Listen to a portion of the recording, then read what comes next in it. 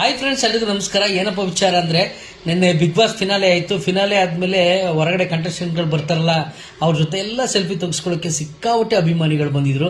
So ಅದೇ ಟೈಮ್ಗೆ ಮಾನಸ ನಾನುವೆ ಕಾರಲ್ಲಿ ಬಂದ್ವಿ. ಆ ಟೈಮಲ್ಲಿ ಕಾರ್ ಸುತ್ತಮುತ್ತ ಎಲ್ಲ ಜನ ಮುತ್ತಾಕೊಂಬಿಟ್ರು. ಮಾನಸಕ ಸಂತೋಷಣ ಒಂದೇ ಒಂದು ಸೆಲ್ಫಿ ಅಂತ ಅಂದರು. ಸೊ ನಾವು ಇಳಿದು ಸೆಲ್ಫಿ ಕೊಡೋಣ ಅಂದರೆ ಡೋರ್ ಪಕ್ಕ, ಟೈರ್ ಪಕ್ಕ ಎಲ್ಲ ಜನ ಮುತ್ತಾಕೊಂಬಿಟ್ಟಿದ್ರು. ಒಂದೇ ಒಂದು ಉರುಳಿದ್ರು ಯಾರಿಗಾದ್ರೂ ನೋವಾಗ್ಬಿಡ್ತದೆ ಅನ್ನೋ ಒಂದು ಗಾಬರಿನಲ್ಲಿ ನಾವಿದ್ವಿ. ಸೊ ಈ ಒಂದು ಗಾಬರಿ ವಿಡಿಯೋನ ಬೇರೆ ಬೇರೆ ಥರ ವರ್ಣಿಸಿ ನಮ್ಮ ಮನಸ್ಸಿಗೆ ನೋವಾಗೋ ಥರ ಮಾಡಿಬಿಟ್ಟಿದ್ದಾರೆ.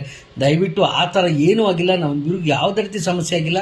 ಅಲ್ಲಿದ್ದವರೆಲ್ಲ ನಮ್ಮ ಅಭಿಮಾನಿಗಳು, ನಮ್ಮ ಪ್ರೀತಿಯ ಹೃದಯ ಸಂಬಂಧಿಗಳು.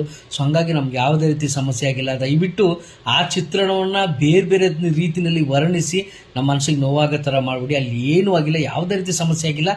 ಸೊ ಅದಾದಮೇಲೆ ಆ ಕಡೆ ಸೈಡ್ಗೆ ಹೋಗಿ ಕಾರ್ ನಿಲ್ಲಿಸಿ ಎಲ್ರಿಗೂ ಸೆಲ್ಫಿ ಕೊಟ್ಟು ಕಳಿಸಿದ್ವಿ. ಆ ವಿಡಿಯೋ ಯಾರೂ ಹಾಕಿಲ್ಲ.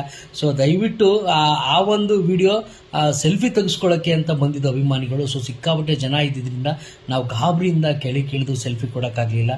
ದಯವಿಟ್ಟು ಕೆಳಗಿಳಿದು ಸೆಲ್ಫಿ ಕೊಡೋಕ್ಕಾಗದೇ ಇರೋದಕ್ಕೆ ನಮ್ಮಿಬ್ಬರ ಕಡೆಯಿಂದನೂ ಕ್ಷಮೆ ಇರಲಿ. ದಯವಿಟ್ಟು ಕ್ಷಮಿಸಿ. ದಯವಿಟ್ಟು ಅನ್ಯತಾ ಭಾವಿಸ್ಬೇಡಿ. ಅಲ್ಲಿ ಯಾವುದೇ ರೀತಿ ಅನಾಹುತಗಳಾಗಿಲ್ಲ. ಬೇರೆ ಬೇರೆ ರೀತಿ ಕೆಟ್ಟದಾಗಿ ವರ್ಣಿಸಿ ನಮ್ಮ ಮನಸ್ಸಿಗೆ ನೋವಾಗೋ ಥರ ಮಾಡಬೇಡಿ. ನಾವು ಯಾವಾಗಲೂ ನಿಮ್ಮನ್ನು ಪ್ರೀತಿಸ್ತೀವಿ, ನಿಮ್ಮನ್ನು ನಗಿಸ್ತೀವಿ, ಖುಷಿಯಿಂದ ಇಡ್ತೀವಿ. ಇಷ್ಟು ವರ್ಷ ನಿಮ್ಮನ್ನು ನಗಿಸ್ಕೊಂಡು ಬಂದಿದ್ವಿ. ಅದೇ ರೀತಿ ಮುಂದೆನೂ ಕೂಡ ನಿಮ್ಮನ್ನ ನಗಿಸ್ಕೊಂಡು ಬರ್ತಾನೆ ಇರ್ತೀವಿ.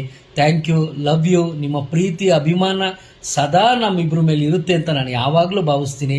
ಅಲ್ಲಿ ಬಂದಿರೋ ಅಷ್ಟೂ ಜನ ಅಭಿಮಾನಿಗಳಿಗೆ ನನ್ನಿಂದ ಏನಾದರೂ ನೋವಾಗಿದ್ರೆ ಸಾರಿ ಇರಲಿ, ಕ್ಷಮೆ ಕೇಳ್ತಿದ್ದೀನಿ. Love you all. Thank you, love you.